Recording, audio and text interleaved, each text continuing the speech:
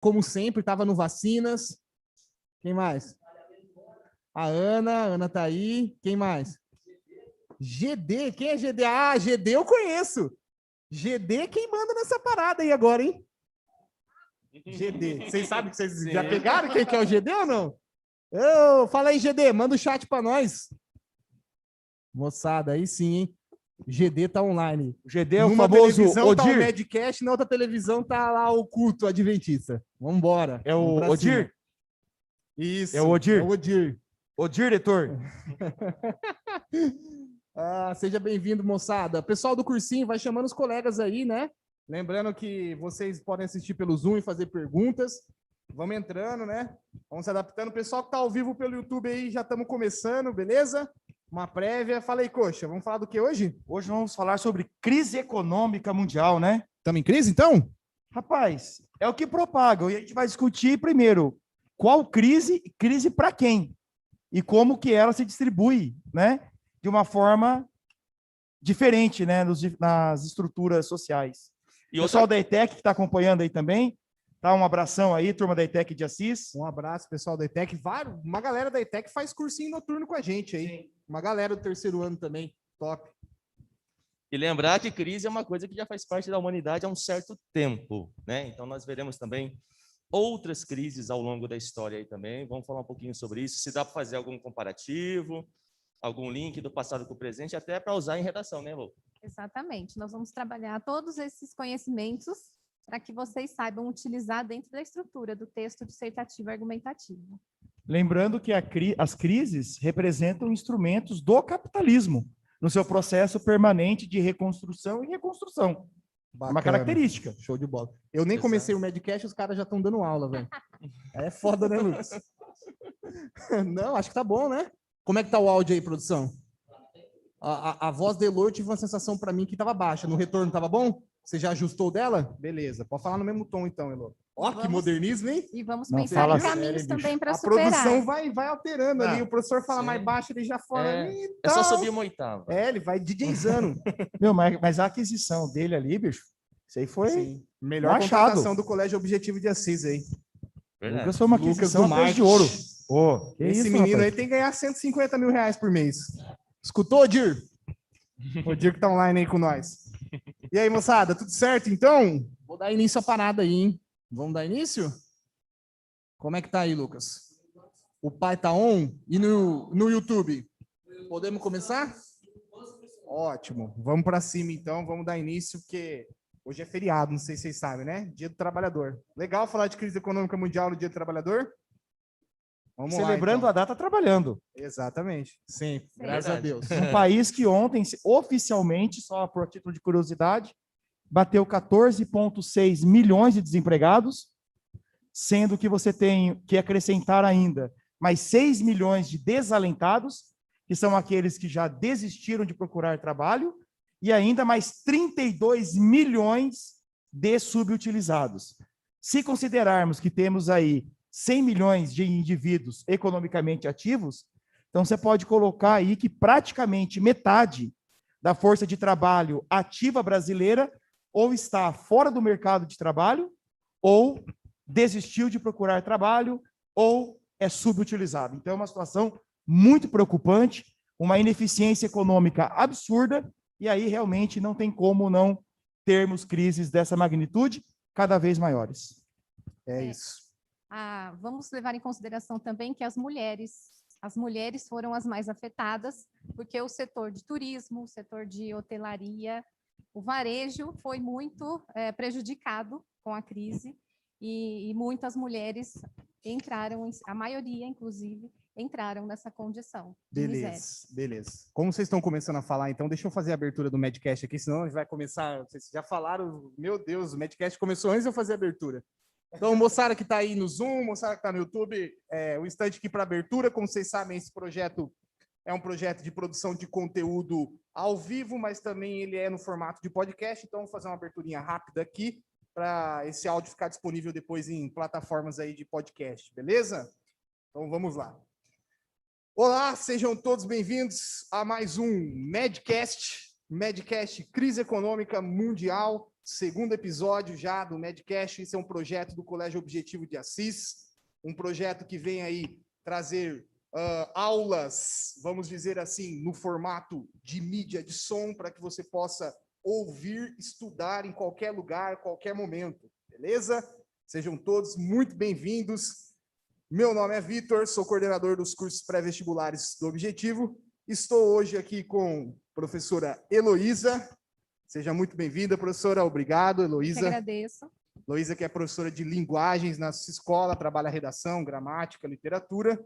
Ao lado da professora Heloísa, nosso querido professor Rafael Canavese. Bom dia, galera. Vamos conversar um pouquinho. É necessário. Legal, show de bola. À minha esquerda, meu querido amigo, professor Tiago Hernandes, mais conhecido como Coxa, professor de Geografia e Atualidades. Bom dia, Vitor. Bom dia a todos que nos acompanham. Uma grata satisfação ter sido convidado para participar de um evento como esse. Muito obrigado. E com certeza vamos falar bastante hoje sobre esse tema super atual.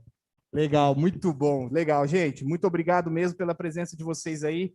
Para quem está ouvindo esse podcast em 2030, saiba que hoje é um dia... Que dia que é hoje, moçada? 1 de maio, dia do trabalhador, sabadão, e nós estamos aqui trabalhando, né? Então vamos com tudo para discutir isso daí.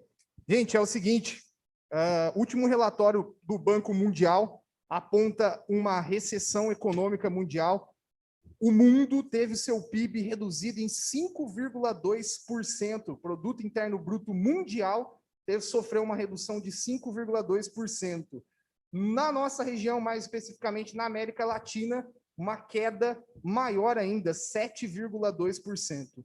Então, tudo mostra que nesse momento, né, que é um momento de crise sanitária, né, passamos por uma pandemia séria, pandemia do coronavírus, nós também, como consequência, ou talvez não só a consequência dessa pandemia, como nós vamos discutir, vivenciamos aí uma crise econômica mundial. Então, hoje estamos para discutir aqui o que são crises, como elas surgem, qual é o modelo por trás disso, a filosofia, o conceito, e como a gente pode fazer para melhorar, né? Porque um problema ele tem soluções sempre, né? Então, mais importante é debater essas soluções também, né? Caetano, pode falar, Coxa. só fazer uma observação, né, para aquele que está aí nos acompanhando.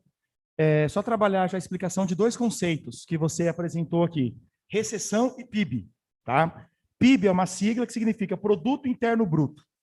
É o termo que vai fazer referência à soma de todas as riquezas produzidas em um país, em uma cidade, um estado, em uma região, enfim, em uma determinada porção do território em um determinado período. Geralmente, a contagem temporal para o estabelecimento do PIB, ela é anual, tá? O PIB ele é composto, então, pelos 4 setores da economia: primário, extrativismo vegetal, agropecuária e mineração; secundário, atividade de transformação / indústria; terciário, que é o setor de comércios, bens tangíveis; e setor de serviços, ou quarto setor, que envolve aí bens não tangíveis, como o nosso segmento, tá?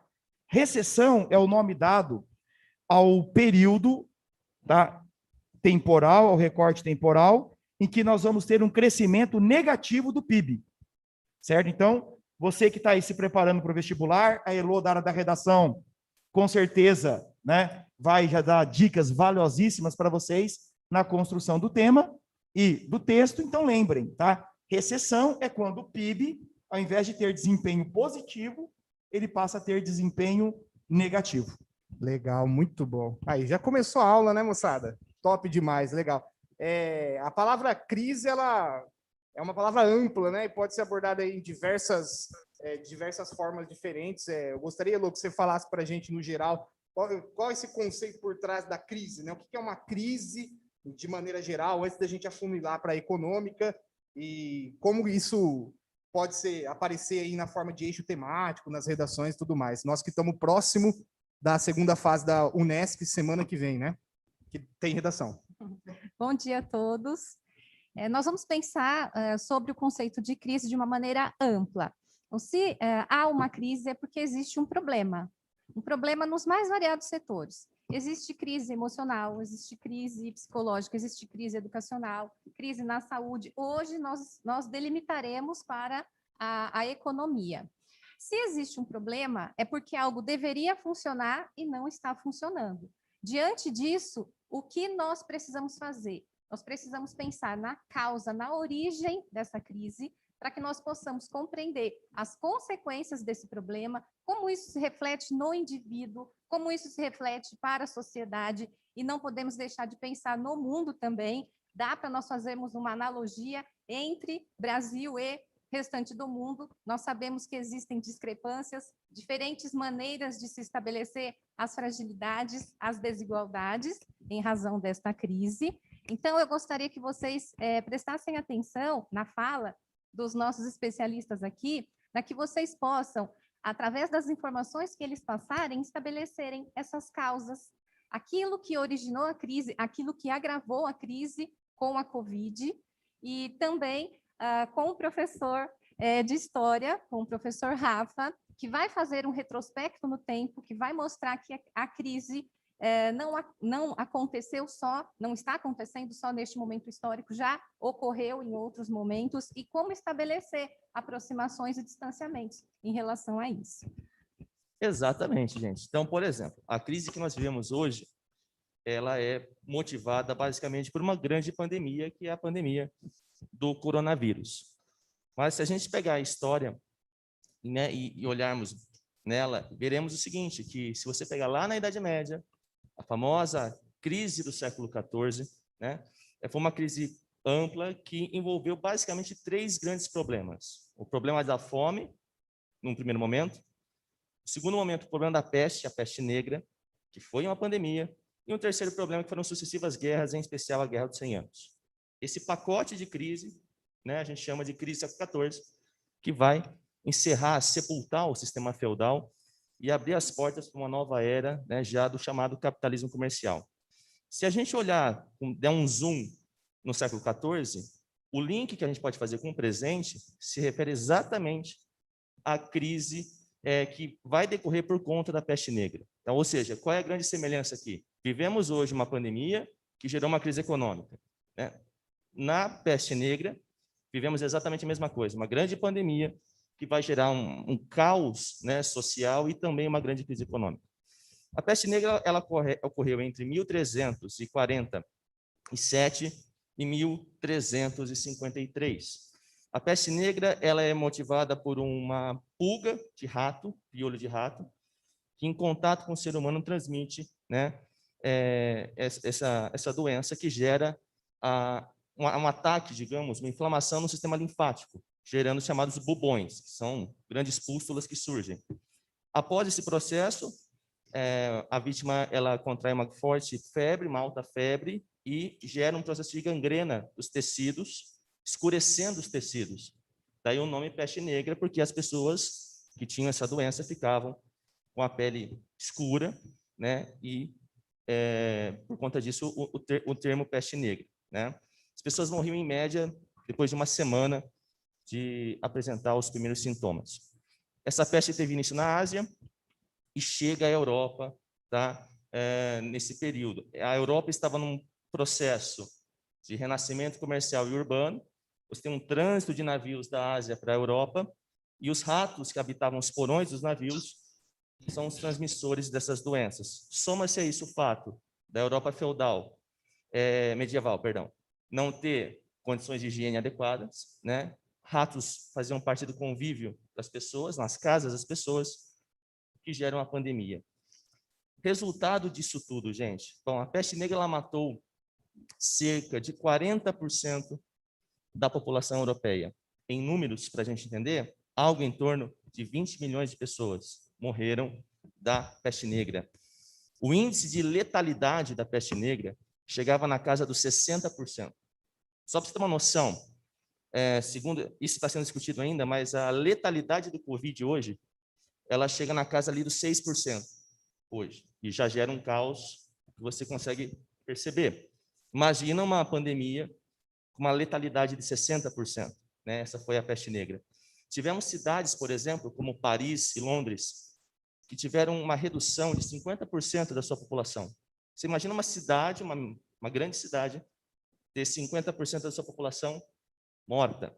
Na Alemanha, na cidade de Hamburgo e Bremen, que eram importantes cidades que compunham a Liga Hanseática, uma associação de cidades comerciais, 60% de mortos. Na Itália, se você pegar duas cidades que até então rivalizavam para ser uma potência econômica ali na Toscana, que eram Siena e Florença, Siena perdeu 80% da população, só com a peste negra. Florença, 50%. E isso deu, olha só que interessante. Quando a gente fala de Renascimento, que é o período posterior, todo mundo conhece Florença, Veneza, Gênova, mas ninguém se lembra de Siena, né? Porque Siena foi uma cidade profundamente atingida pela peste negra, era uma cidade que estava em prosperidade econômica, e por conta desse grande número de mortes, 80% da população, é uma cidade que vai, digamos, estagnar, né? E vai perder o esplendor que tinha até então. Ou seja, o número excessivo de mortes, né, com certeza, no caso específico de Siena, vai gerar uma estagnação econômica e que a cidade não se recuperou mais, né? Então, o esplendor das cidades no futuro, né, foi afetado profundamente por esse cenário. Muito legal, cara. O interessante que o Rafa cita aí, né, que a peste negra, então, ela deu fim a um modelo econômico, político, social, né, Rafa, na época aí, né, que era o sistema feudal, né? E depois disso nós temos, então, um estabelecimento do capitalismo, não nos moldes que ele é hoje, né, Rafa? Não, então, exatamente, porque o que acontece? Qual que é a base do sistema feudal? Os servos, eles pagavam impostos aos seus senhores feudais. E esse imposto era pago com trabalho. Então, dias que você trabalhava nas terras do seu senhor. Tudo que era produzido naquela terra do senhor era do senhor, né? Então, é um imposto que você paga com a sua força de trabalho. Na medida que nós tivemos a morte de mais de 20 milhões de pessoas, no século XIV, nós temos uma falta de mão de obra no campo, né? E aí o que vai acontecer? Nós tivemos alguns senhores que começam a querer cobrar esses impostos ainda, só que temos poucos trabalhadores. Esses trabalhadores teriam que ser expostos a uma carga horária muito extensiva, o que gerou revoltas camponesas. Então, posteriormente à peste negra, nós temos revoltas camponesas de servos que não querem mais pagar esse tributo antigo, porque eles são poucos trabalhadores, a carga horária exigida era muito alta, né? E aí começa a haver uma adequação do sistema, que é de você arrendar terras para esses camponeses, ou até mesmo de pagar salários para esses camponeses. Ou seja, trabalho nascendo, então. assalariado. Então, estamos entrando numa nova era, que nós chamamos aí, nesse contexto já no século XV, de capitalismo comercial. E o grande símbolo do capitalismo comercial são as grandes navegações, onde toda a economia gira em torno do comércio, de especiarias, originalmente, que vinha do Oriente, né? E depois das grandes navegações com a colonização aqui da América. Beleza. Então, é uma nova etapa, né? Um paradigma novo que surge a partir disso. Eu vou puxar para o coxa aqui, que tem um negócio muito interessante aí, né? Então, como a gente tem uma crise antes do sistema capitalista se estabelecer, né? E aí depois nós vamos ter outras crises já com o sistema capitalista estabelecido, e essas crises vão mudando o sistema, né, Coxa? Ele vai se adaptando, isso. Eu vou ter outras filosofias para exemplificar esse sistema, né? Para embasar esse sistema, né? Então, puxa para mim isso daí, por favor. Bom, Caetano, a primeira coisa também que é importante nós estarmos destacando, né, fazendo aqui uma leitura das falas até agora desenvolvidas, é um ponto muito importante que nós sempre aqui no colégio falamos para os alunos, a questão da interdisciplinaridade, da multidisciplinaridade e da transdisciplinaridade na leitura, entendimento e resolução de exercícios. Pegando aqui as palavras da professora Elô, quando ela falou do jogo de escalas, ou seja, que as crises elas se dão em diferentes níveis de escala. No contexto da geografia, a escala espacial, do micro ao macro. No contexto historiográfico, as diferentes temporalidades, certo? Conectando com os números, onde entra a questão das ciências exatas, e aí, dialogando com a fala do Rafa, que é historiador, esse tema pode aparecer numa questão de biologia. onde no enunciado podem ser solicitadas questões ligadas, né, à patologia da peste negra. Então, vejam vocês, gente, o quanto que um preparo para um vestibular hoje, quem quer se dar bem, quem quer ser aprovado, além, é óbvio, do estudo do conteúdo, né, o aluno ele tem que estar preparado para fazer essa navegação. Então, quando nós falamos em interdisciplinaridade, primeiro vamos fixar bem a disciplinaridade, que é a peculiaridade de cada disciplina. Com esse domínio é que você vai conseguir, então, navegar e conectar com esse assunto, com as diferentes áreas do conhecimento. Isso. E esse podcast agora, né, como o outro que foi, e com certeza os próximos que ocorrerão, é um momento para o aluno ter essa leitura de ver como que um assunto, que no primeiro momento, mas o que tem a ver com física, com matemática, ou com redação, por exemplo? Geralmente fala crise econômica, né, Rafa? As pessoas têm o hábito de recortar geografia e história. Não, ele é muito mais amplo. E a questão da temporalidade, como o Rafa falou, né, é importante relembrar também o quê? Olha só, gente, que esse movimento aí da temporal e espacial da propagação da peste negra é mais uma evidência de um ponto que já é sabido, que quando nós falamos em processo de globalização, numa concepção teórica, nós temos essa ideia de conectividade e movimentação de pessoas e trocas. Contextualização. Exatamente, trocas culturais, trocas materiais e trocas imateriais, certo?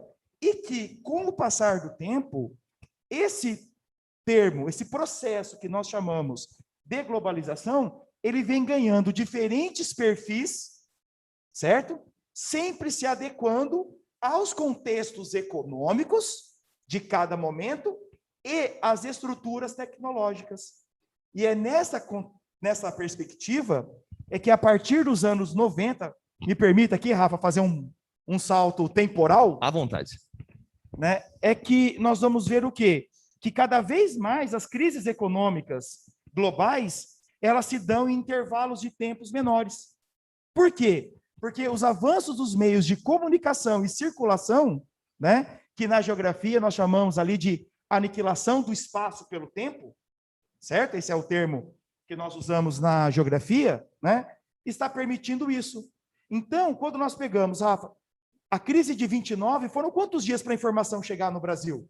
Você lembra? Foi 2 semanas, mais ou menos? Menos, porque nessa época você tem telefone, já comunicação já é rápida. Demorou coisa de horas para chegar aqui. Muito hoje bem. Vai demorar quanto, hein? Se eu quiser agora, vamos supor que hoje fosse um dia útil no mercado. Se eu quiser saber qual é o desempenho da bolsa de Xangai, da bolsa de Tóquio, exatamente, tá eu aqui, consigo. Ó, no meu celular. Então, essa maior conectividade também é um fator que, de alguma forma, tem uma correlação. Não é o responsável, mas tem essa correlação para o intervalo entre uma grande crise e outra.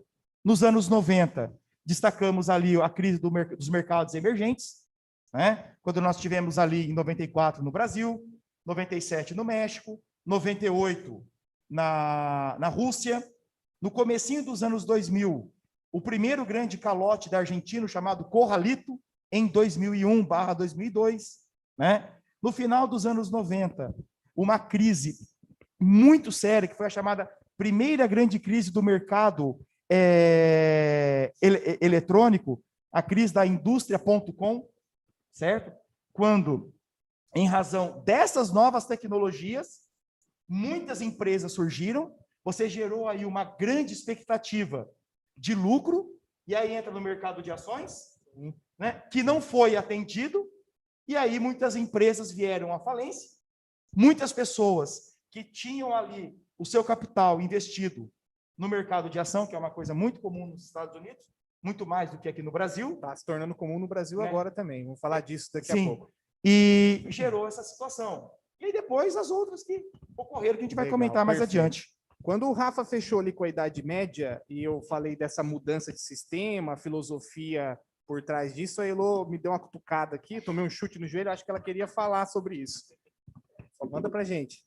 Não, essa conexão entre os conteúdos é super bem avaliada nos vestibulares, especialmente no Enem, essa construção do repertório sociocultural. E sobre essa temática crise, esse geral, e nós afunilamos aqui para a crise econômica, nós podemos pensar em conceituação, é uma possibilidade de se iniciar um texto dissertativo argumentativo, mas eu gostaria de chamar a atenção de vocês neste momento para como isso pode vir a ser cobrado e como eu vou me apropriar de todas essas informações dentro da minha estrutura dissertativa. Então, ao contrário do que muitos pensam, que isso não poderia ser tema de vestibular para este ano, uma novidade aí para vocês, pessoal. No Enem de 2018, do PPL, das pessoas privadas de liberdade, essa temática caiu. E eu tenho aqui como foi um tema grande, foi até difícil para os alunos fazerem a delimitação, mas foram formas de organização da sociedade para o enfrentamento de problemas econômicos no Brasil. Então, esse enfrentamento, como vocês podem fazer a leitura da temática, se são os impactos, se são caminhos para resolver. Então, essa temática pode não ser cobrada diretamente como crise econômica, mas vejam aqui, problemas econômicos, ou pode estar associado à Covid, os impactos da Covid no mundo de hoje. Então, tenham em mente essas palavras-chave para que vocês saibam como vocês conduzirão a argumentação de vocês. Caminhos para combater, caminhos para o enfrentamento. Se são impactos, eu tenho que pensar nas consequências, como isso afeta o indivíduo e como isso afeta a sociedade como um todo. Então, essa conexão entre os conteúdos é praticamente uma exigência para quem no Enem, para quem quer uma redação nota 1000, para quem quer ter paralelo, a nota hein, máxima. gente? Tá maluco, muito bom, legal demais. Ô, Rafa, na peste negra, na Idade Média, a voadora nas costas da Idade Média foi a peste negra.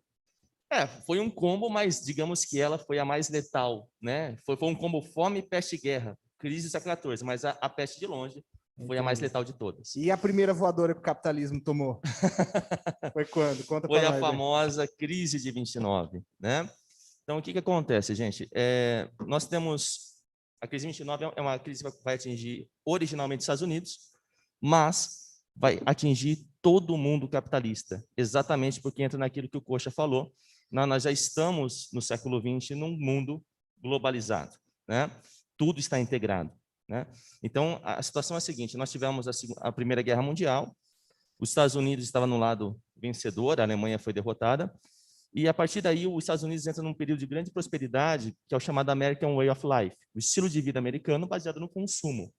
Os Estados Unidos se torna a maior economia do mundo, uma economia fortemente industrial, e que segue uma cartilha liberal, né? Então, o modelo de Estado norte-americano é o liberalismo clássico projetado lá por Adam Smith, né? De não intervenção na economia, de livre mercado, né? Os preços baseados na lei da oferta e da procura, valorização da livre iniciativa e tudo mais. Isso estava fluindo muito bem, aparentemente, só que tinha algo, né, no subterrâneo que vai começar a se manifestar. Que é a situação seguinte: como havia uma grande liberdade econômica, o mercado era desregulado pelo Estado, isso dava margem para a especulação financeira. Então, o que seria especulação financeira? Seriam, basicamente, bancos que se aproveitam das brechas do sistema para ganhar dinheiro. Um exemplo de especulação financeira que havia na época: os bancos forneciam crédito a torto e a direito, para qualquer um, né? E assim, não havia uma regra. Em que sentido? Hoje, por exemplo, para você fornecer um certo crédito, você tem que ter esse dinheiro do crédito em reserva. Então, a quantidade que eu tenho, que eu posso emprestar, é a quantidade que eu tenho guardado, digamos assim, num cofre. Na época não havia essa regra.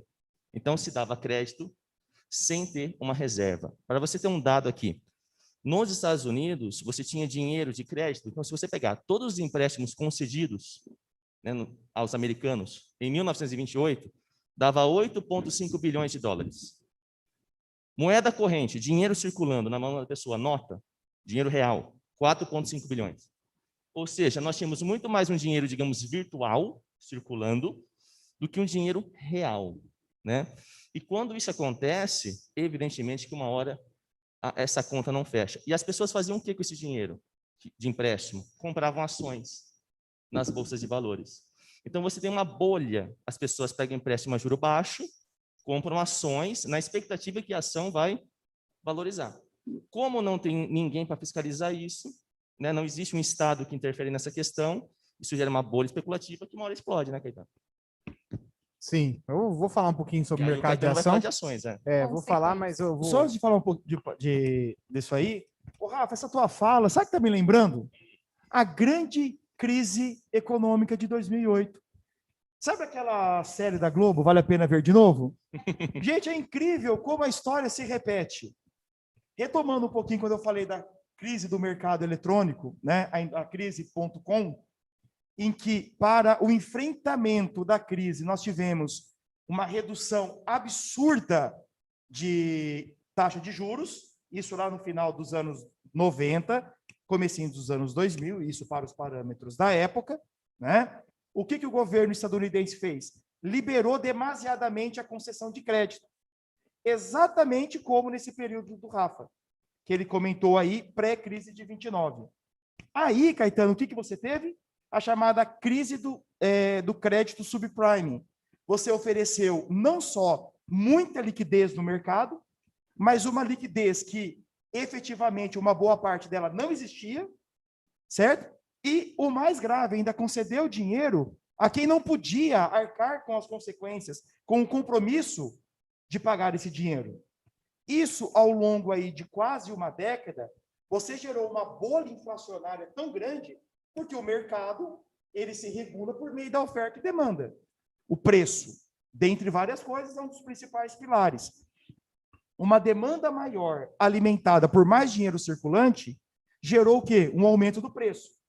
Resultado, nós tivemos um aumento do endividamento, numa escala que estourou em 2008, quando muitas empresas maquiavam os seus resultados financeiros por anos, este maquiar caiu, veio à tona.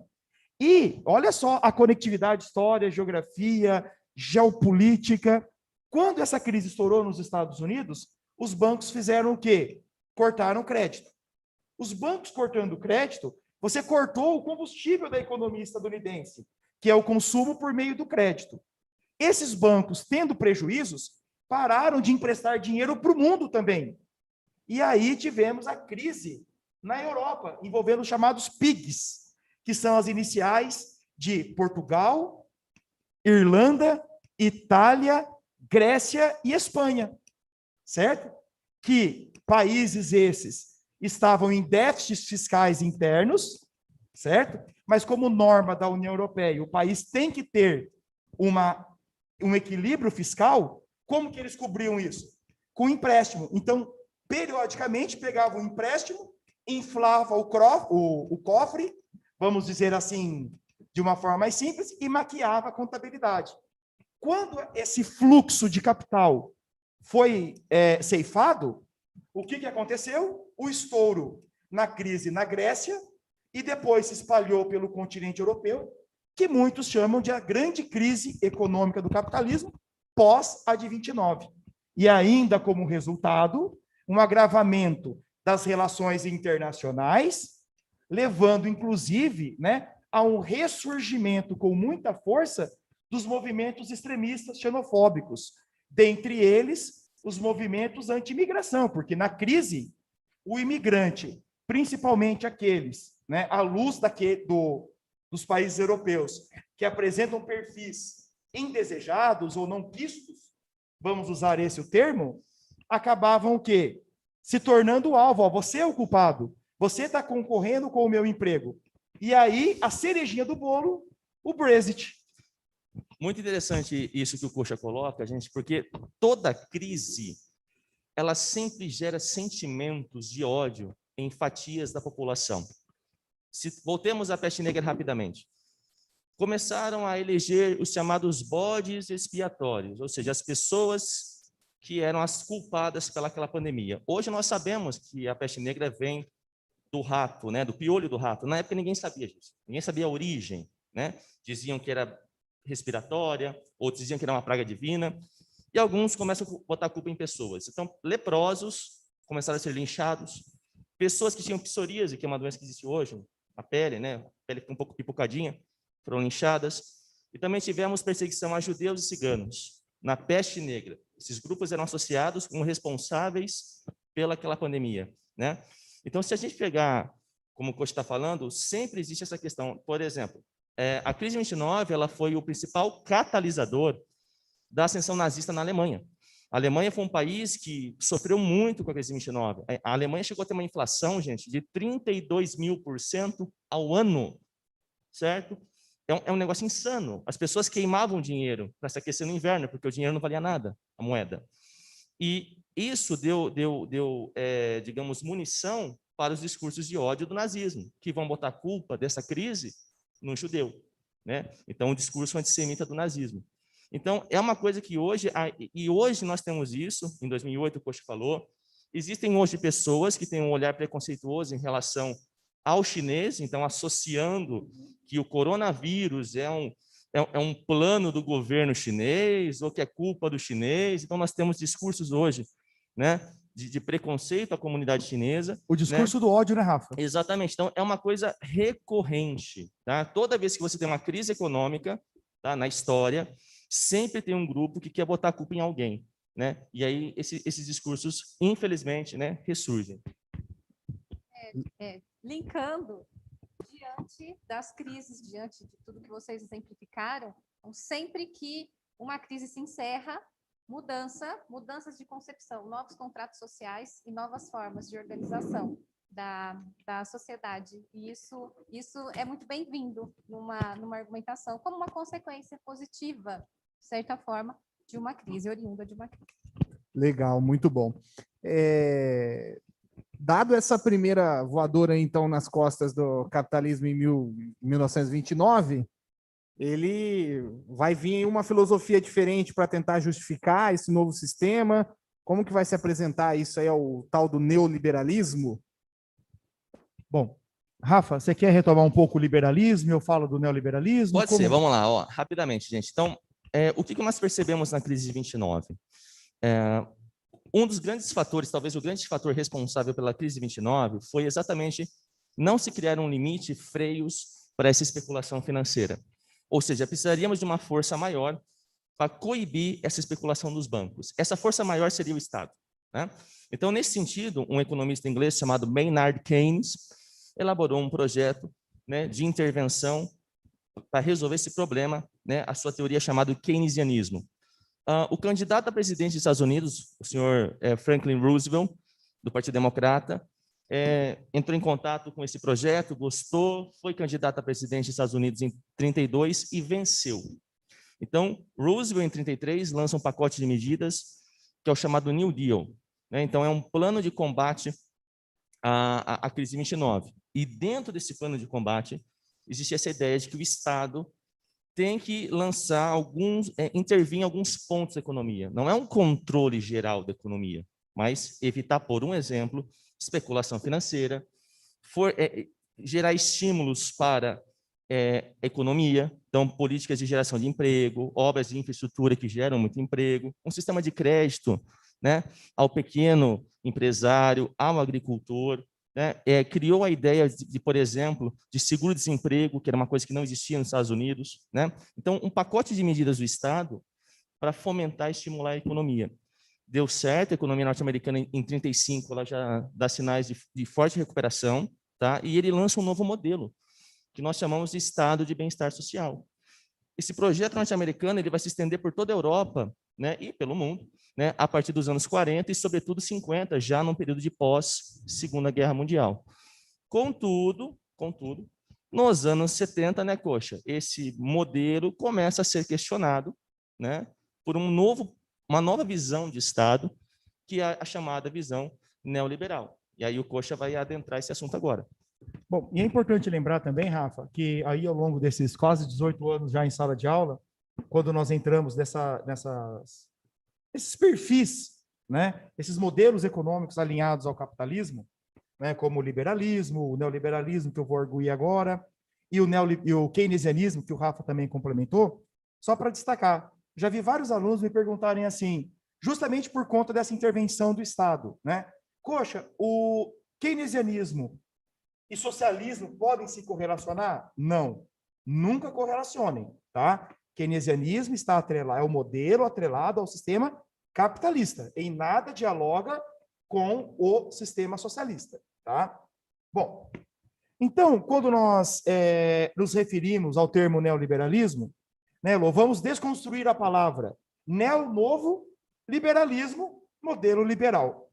Então, o neoliberalismo pode ser entendido, tá, como um modelo econômico, com uma doutrina econômica atrelada ao capitalismo, em que você tem a chamada mão leve do Estado, ou mão invisível do Estado, em que você tem um contexto de livre mercado, livre economia, mais um Estado que, segundo a doutrina, lembrando que há uma diferença entre teoria e prática, entre a doutrina, o Estado deve intervir como agente regulador, não controlador, regulador. Olha a palavra aí para a redação da Elô, gente, que ela trabalha com vocês.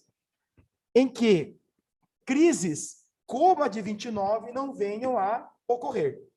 Entretanto, nós sabemos que há uma discrepância muito grande entre teoria e prática. Há uma amplitude, eu diria quase que abissal entre essas duas condições. E aí é que surgem as chamadas críticas ao neoliberalismo. Porque os críticos ao neoliberalismo dizem que as intervenções do Estado, elas são muito mais direcionadas aos interesses do capital do que propriamente aos interesses sociais, certo?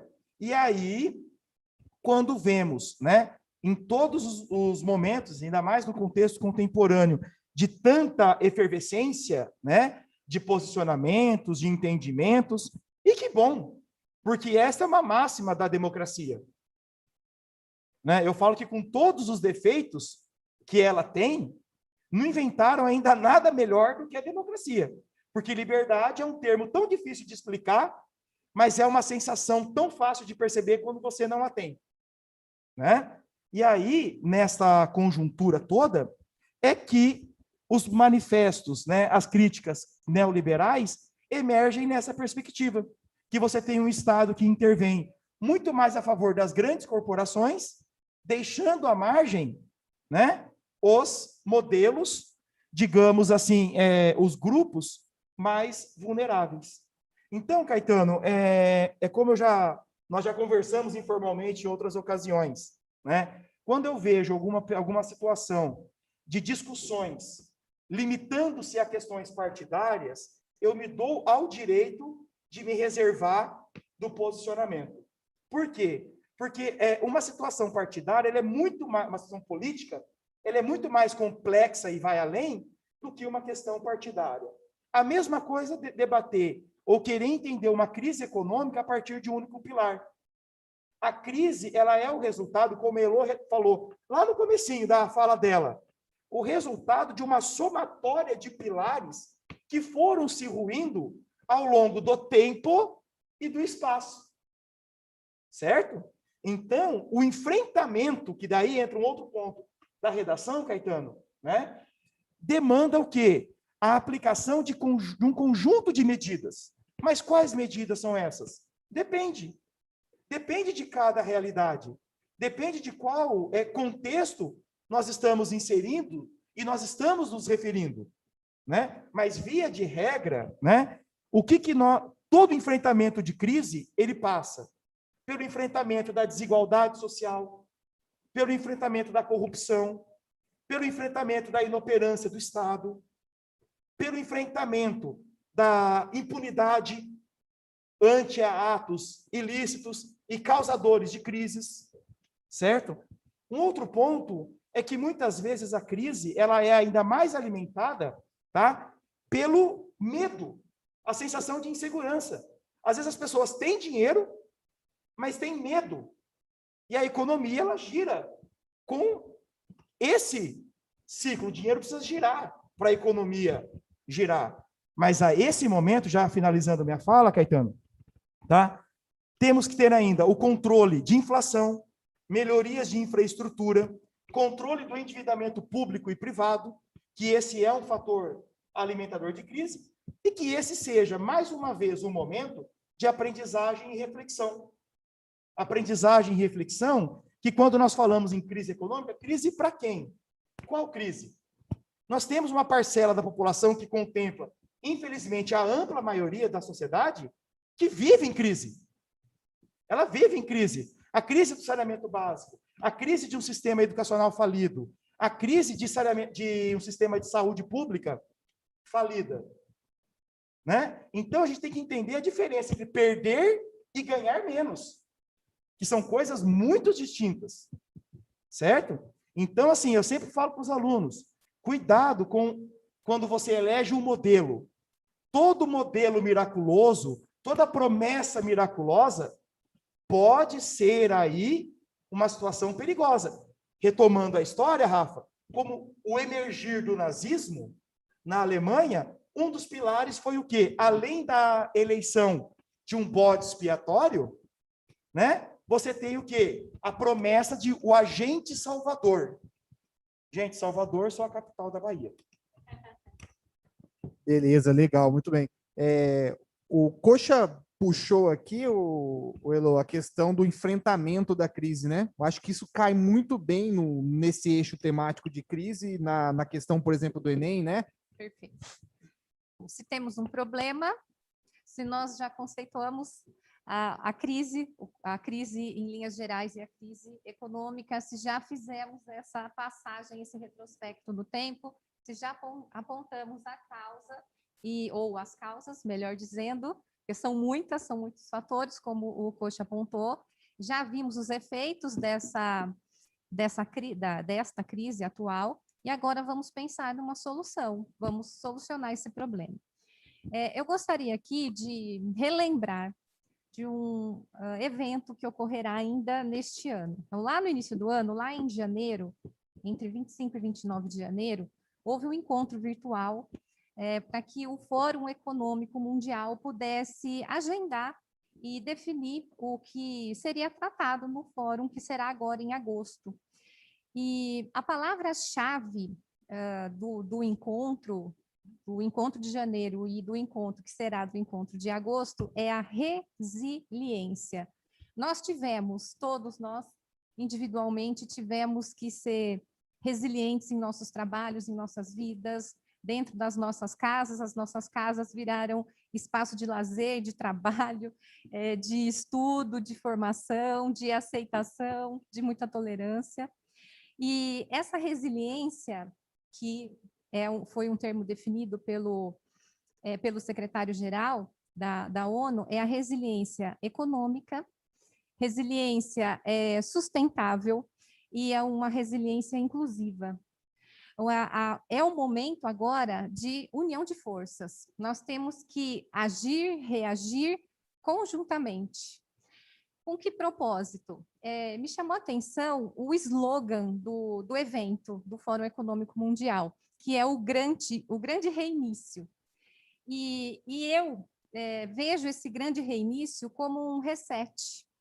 Eu acho que nós vivemos a era do re. É o ressignificar, é o reinventar, é o redefinir, reimaginar, se é que eu posso dizer essa palavra que não é de uso comum, é o regenerar e é o reinicializar o sistema, todo o sistema. Pane no sistema. Vamos reiniciar esse sistema. Então, a minha pergunta a vocês nós continuaremos a rota do individualismo, do egoísmo, da xenofobia, da destruição do planeta, ou nós vamos aproveitar esse momento para repensarmos? Nós vamos escolher a rota colaborativa, a rota empática, a rota equânime, uma rota justa? Então, a palavra-chave é remodelação, é ressignificar. Nós devemos ressignificar, cada um de nós ressignificar esse capitalismo, reinventar esse capitalismo. A Covid tirou muito de nós, tirou vidas. Nós temos muitas vidas perdidas próximas a nós, a pessoas que trabalhavam conosco, familiares. Muitas pessoas perderam meios de sobrevivência, muitas tiveram que partir para a informalidade, perderam seus empregos, mas este momento está nos dando a oportunidade de repensar a nossa economia, e isso só é possível através de uma ação conjunta. E quando eu falo ação conjunta, lideranças, os líderes empresariais, os líderes políticos, os líderes da sociedade civil, pensando lá na estrutura do Enem. Você quer falar? Pode falar? Termina que eu vou falar. E se nós ressignificarmos esse capitalismo, pensando em todos esses novos valores, nós conseguiremos superar os nossos traumas, nós conseguiremos superar as nossas dores de alguma forma. Ou pelo menos atenuá-las, né? Isso, minimizá-las. E porque dessa forma nós garantiremos um futuro melhor para todos. É o que nós temos que fazer neste momento. Não há outro caminho se não for assim, nessa ação conjunta, nessa ação global conjunta. Pode falar? Depois eu volto para falar sobre a proposta de você deu um gancho muito legal, Elo, essa questão da crise que gera uma mudança de paradigma, uma mudança de padrão, né? Então, todas as crises elas geram uma nova era que sucede. E ela falou também do papel, a Elo, dos líderes. E eu tenho um exemplo super atual para dar sobre isso, né? Por exemplo, o presidente dos Estados Unidos, Joe Biden, fez um discurso essa semana ao Congresso americano, o primeiro discurso que ele fez ao Congresso, e nesse discurso ele falou, por exemplo, de questões envolvendo o olhar do governo norte-americano ao pequeno empresário, o olhar à classe média, o olhar ao trabalhador. Ele falou, então, que a gestão anterior, que é a gestão do seu adversário Trump, priorizava muito as grandes empresas, que ele fala que é necessário olhar um pouquinho mais para quem está à nossa volta, a população, a classe média, o pequeno empresário, o comerciante, né? As pessoas que querem empreender, que tem que ter um apoio do governo em relação a isso, ou seja, visualizando isso que a Elo falou, de você dar um ressignificado a uma gestão econômica, uma nova postura de Estado, política de Estado. Então, esse papel que a Elo falou, de você dar um restart e de ter líderes que conduzam esse processo, né? Nós estamos vendo isso, por um exemplo, na maior potência do mundo, nos Estados Unidos hoje. Maravilha. Caetano, só um desculpa. Podemos eleger 2 palavras para o nosso podcast hoje? Por favor. Ressignificado. As 2 palavras que a Elo usou, que eu acho que representam o que nós precisamos. Resiliência e ressignificado. Elo, vamos usar essas 2 palavras como as palavras do nosso podcast hoje? Maravilha. Pensando para a nossa vida. Muito bom. Legal demais. Posso fechar a Pode, proposta por favor, de intervenção? Não posso deixar de falar sobre isso. Vale 200 pontos aí na conta da redação de vocês. Eu vi 200 conto? 200 pontos. Crise, gente, pelo amor de Deus. Não, o churrasco é o Guido, né, gente? Por favor. Sobre a proposta de intervenção, então, eu, como cidadão do mundo, preciso dar uma solução para o problema. Então, diante disso, eu gostaria que vocês pensassem nas 5 ações que o Enem, os 5 elementos que o Enem, que o Enem exige de vocês. Quais são os agentes responsáveis por mudar o problema? E eu falo em linhas gerais. Hoje nós falamos de uma ação conjunta das lideranças, mas eu não sei se vocês conhecem, existe o GOMIFES. GOMIFES é uma sigla, como o governo, o governo, o poder público e nas 3 diferentes esferas, o legislativo, o judiciário, o executivo, podem atuar, como as ONGs podem atuar, como a mídia pode atuar, como o indivíduo pode atuar, as famílias, a escola e a sociedade. Pensem, GOMIFES, para que vocês possam aplicar dentro da temática que vocês forem trabalhar. Que ações devem ser realizadas, pensem num verbo, nós temos que dialogar, nós temos que fiscalizar. Há 2 maneiras de resolver um problema sempre, pelo amor ou pela dor. Pelo amor, eu vou conscientizar, eu vou alertar, ou eu vou pela punição, ou eu vou pela fiscalização, ou deixar alguma legislação mais severa.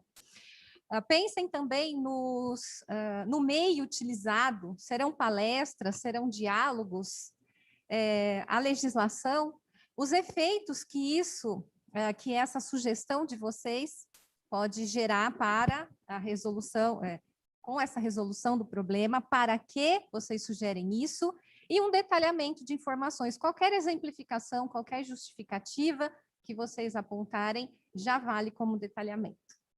Maravilha, perfeito. Muito bom. A gente está aí prestes a encerrar. Vou dar a palavra final, mas vou pedir antes para o Lucas ver aí com o pessoal, abrir aí para a galera do cursinho, ver se tem alguma pergunta ou não. Podem fazer perguntas aí, veja se tem algo no YouTube também, Lucas, só para ver se ficou alguma coisa. Mas abre para o pessoal no Zoom aí primeiro. Moçada, querem fazer alguma pergunta, por favor, usem o microfone, tá?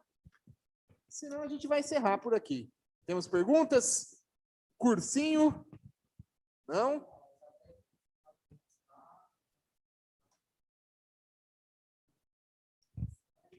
Beleza. Legal, muito bom. Não temos pergunta lá no cursinho, então. Se não temos pergunta no cursinho, verifica para mim no YouTube para eu poder encerrar.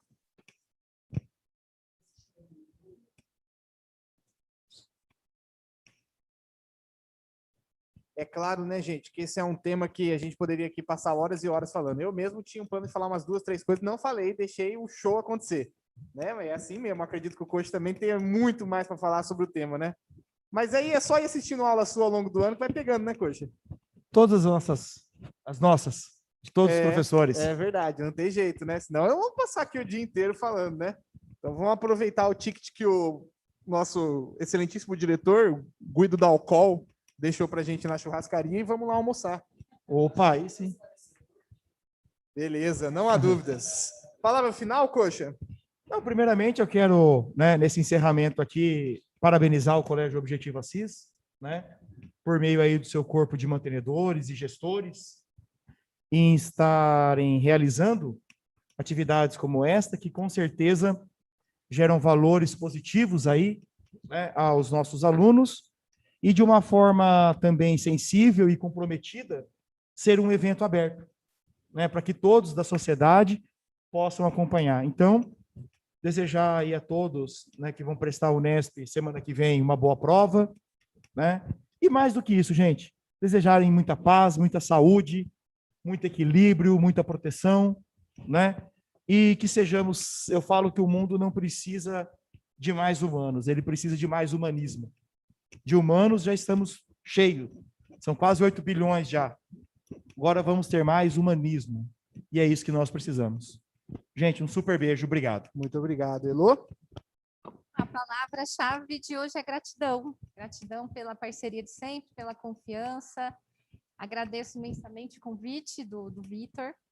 É muito bom pensar sempre, e a ideia aqui não é adivinhar temas de redação, não. A ideia é promover a reflexão de vocês.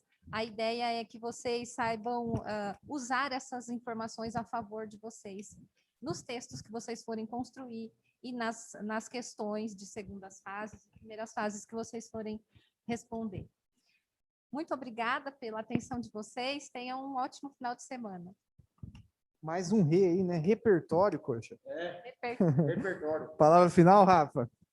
Bom, queria agradecer o convite do Colégio Objetivo, agradecer a presença de quem está nos assistindo aí pelo YouTube, e dizer que momentos como esse acho que são importantes para a gente olhar um pouquinho o professor conversando, né, dialogando de uma forma diferente, misturando as disciplinas, né, a gente sair um pouquinho daquele modelo nosso de aula que acaba sendo mais limitado, porque nós temos um conteúdo a cumprir, e fazer uma reflexão com o nosso presente, com o nosso mundo contemporâneo, porque no final das contas, gente, a ideia do ensino, seja qual for a disciplina, é sempre fazer uma associação com o mundo que vivemos, né? Ajudar a ter um olhar mais crítico da nossa realidade, né?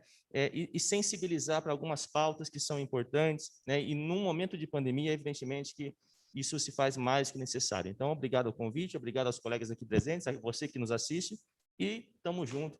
Teremos outros encontros como esse, com certeza.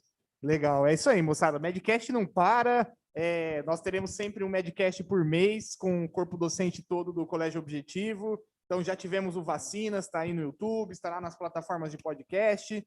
Foi muito bom, foi excelente. Hoje, o Crise Econômica Mundial, muito bom, excelente. Lembrando que esse foi um tema escolhido por vocês nas nossas redes sociais, né?